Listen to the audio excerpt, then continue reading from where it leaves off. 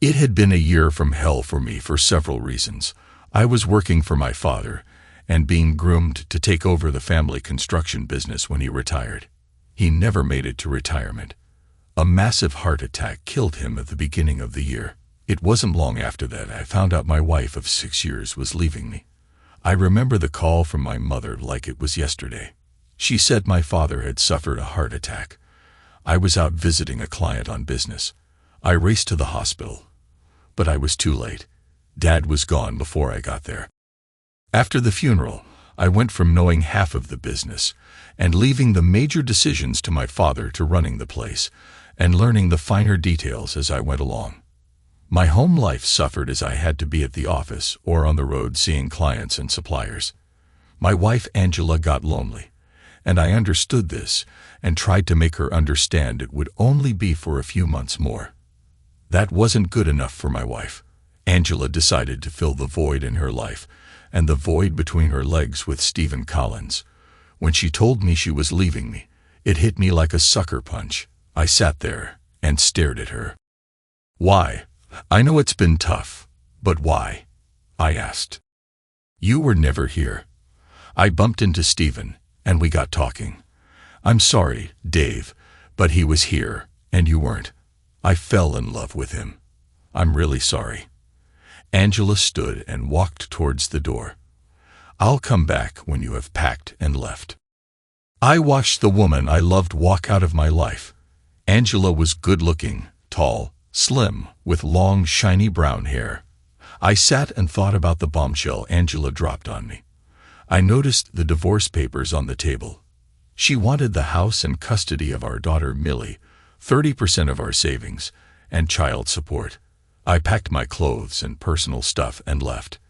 I spent the weekend in a hotel.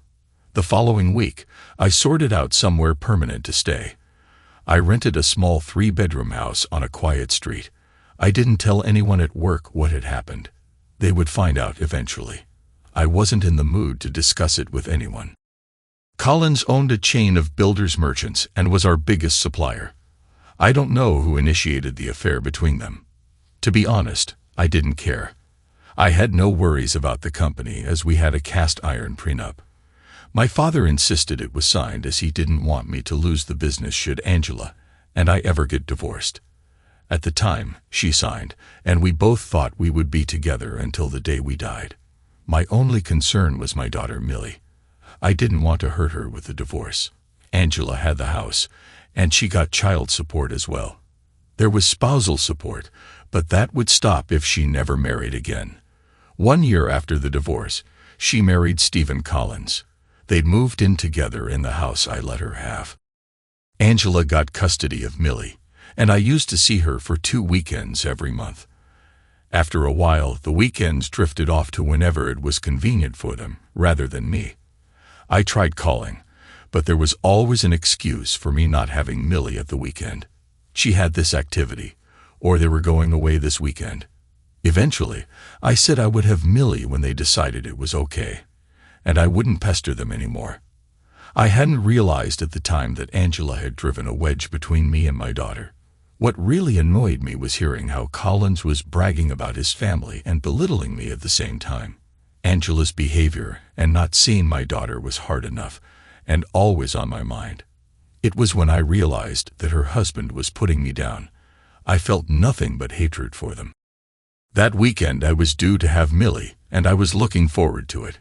Sometime on Saturday morning, she asked me a question and referred to me as Uncle Dave. I explained that I wasn't her uncle but her daddy. "But Stephen is my daddy. Mommy said you were my uncle." That really upset me. I didn't say anything to Angela when she collected Millie on Sunday. I felt like it was too much to get involved in a screaming match with her in front of Millie. The next time we were alone, I would mention it.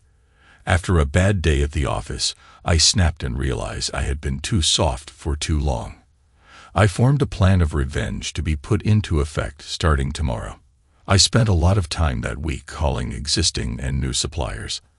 I guaranteed them a lot more business if they, in return, would guarantee a favorable price. Most agreed as they wanted the increase in business. I called a meeting of the senior managers and the heads of purchasing and accounts departments. When I entered the room, I could see the worried looks on their faces. Gentlemen, first and foremost, the company is not in trouble. This is not a meeting to discuss laying people off. After that, they visibly relaxed.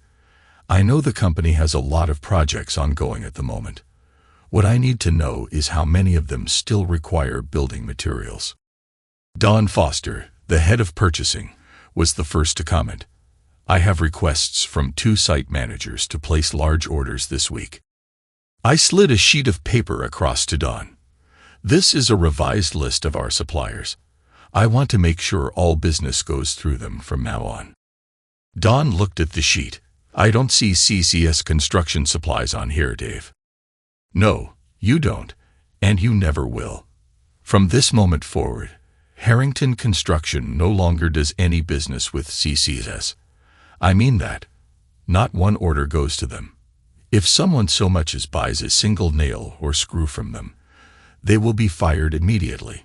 Next to the names on the list, you will see what those companies can offer us. We can use them all for whatever we want. They have all guaranteed a favorable price and delivery that suits us. We spent the rest of the meeting discussing business in general. 2 weeks after that meeting, the company won a contract to build a large number of houses along with some retail outlets close by. The amount of materials needed for this project would be substantial.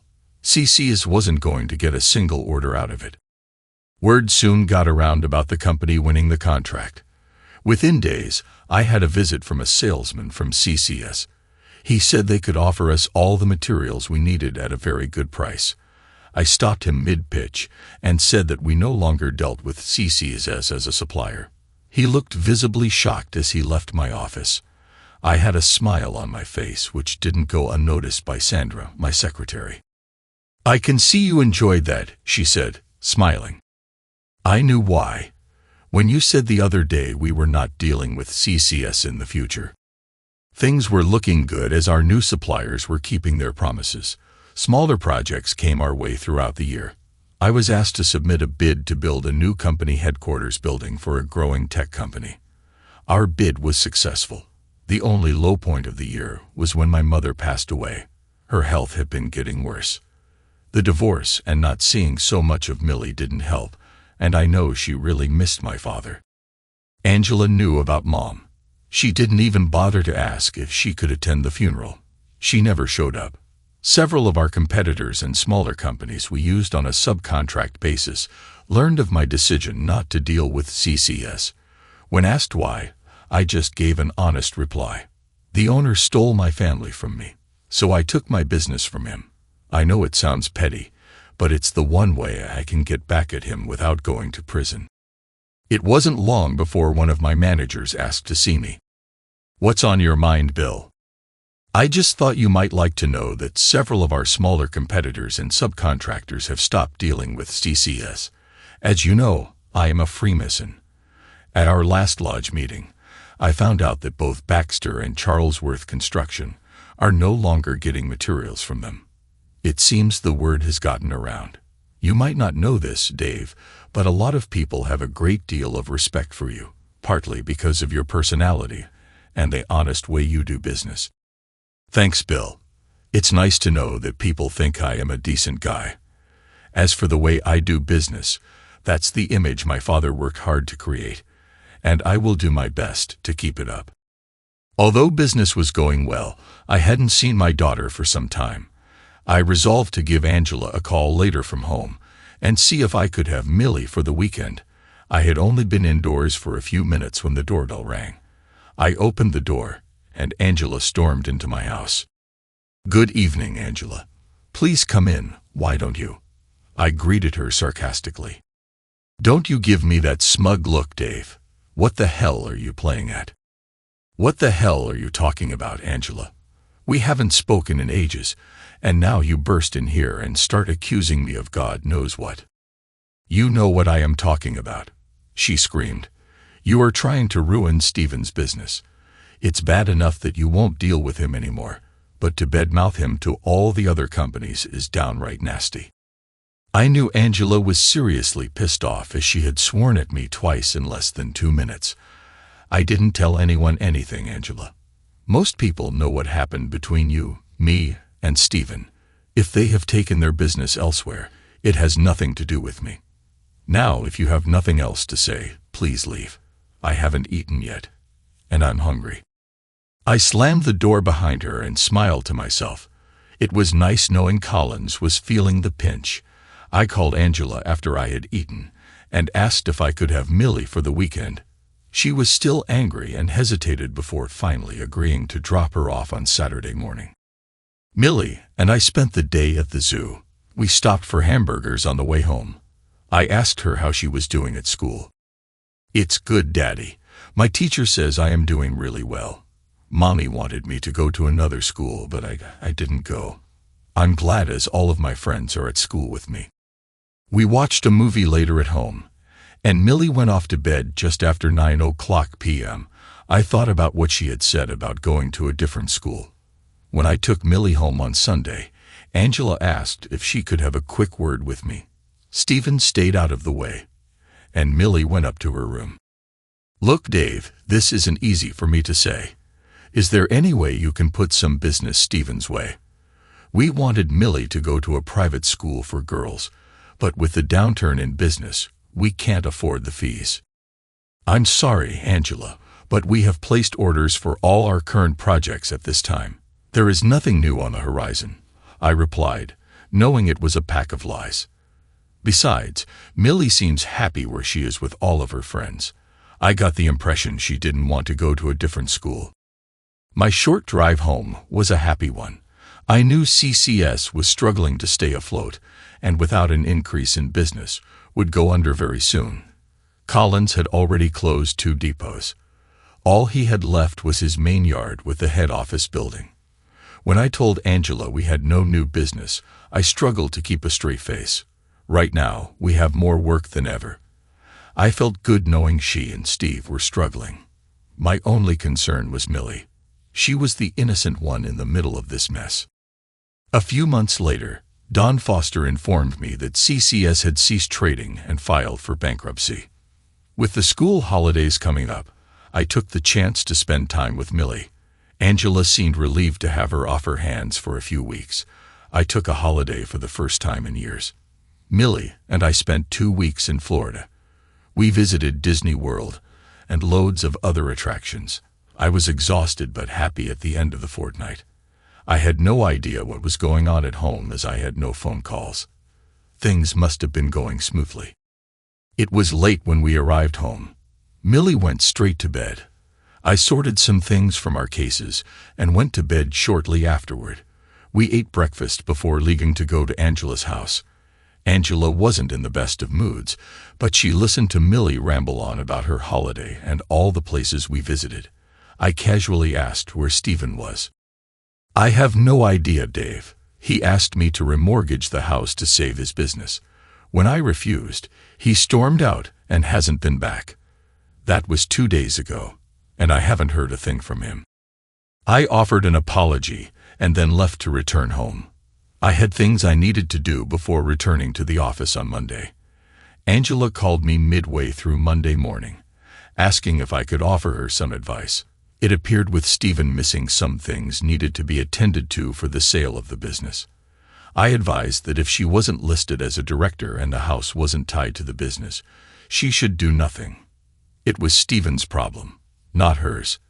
I did offer to have Millie stay with me if it would help. She declined, but thanked me all the same.